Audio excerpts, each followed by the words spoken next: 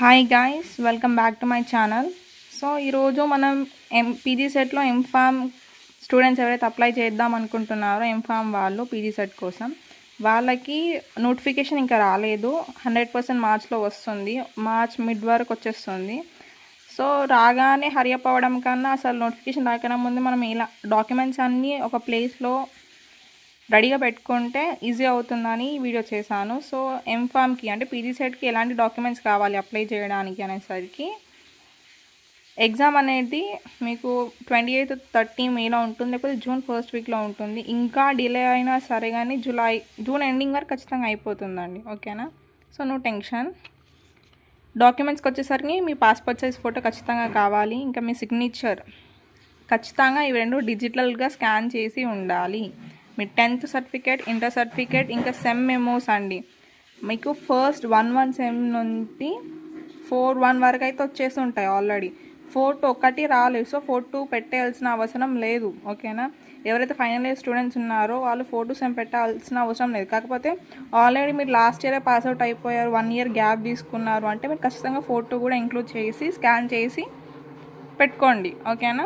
ఇంకా OBC certificate అండి. ముస్లిమ్స్కి వచ్చేసరికి మైనారిటీ సర్టిఫికేట్ ఖచ్చితంగా కావాలి.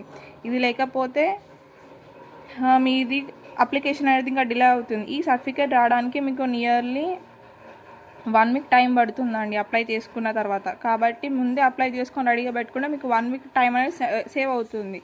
ఈ సేవ్ అయిన టైం ఏంటంటే మీకు సెంటర్ దగ్గరలో పడడానికి ఛాన్సెస్ ఉంటాయి అంతే.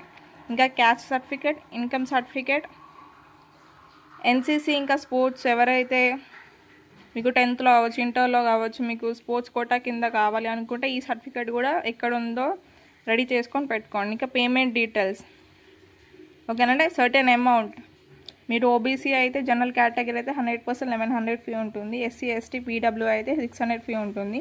మీ నోటిఫికేషన్ వచ్చిన తర్వాత వాళ్ళు చెప్పిన డేట్స్ కానీ ఇంకా లేట్ అయినట్టయితే మీకు 250 ఎక్స్ట్రా ఛార్జెస్ పడవచ్చు. 250 to 10K. ఎందుకంటే చెప్పండి ఇంత మనీ వేస్ట్ చేయడం. నోటిఫికేషన్ రాగానే 2 to 3 డేస్లో అప్లై చేసుకోవడానికి ట్రై చేయండి. ఓకేనా? ఇంకా మీ ఆధార్ కార్డ్, ఇంకా డిక్లరేషన్ ఫామ్. మెయిన్గా చెప్పాలంటే డిక్లరేషన్ ఫామ్ ఎవరైతే ఫైనల్ ఇయర్ స్టూడెంట్స్ చదువుతున్నారో వాళ్ళందరికీ డిక్లరేషన్ ఫామ్ ఖచ్చితంగా అవసరం. డిక్లరేషన్ ఫామ్ లేని మీరు అప్లై చేసుకోలేరు. సో డిక్లరేషన్ ఫామ్ అంటే ఏంటి, అది ఎలా రాయాలి, అది ఎలా అప్లై చేయాలి, ఎక్కడ అప్లై చేయాలి అప్లికేషన్లో అంటే నేను ఆల్రెడీ ఇంకో వీడియో చేశాను, అది కూడా అప్లోడ్ చేస్తాను విదిన్ 1 to 2 days.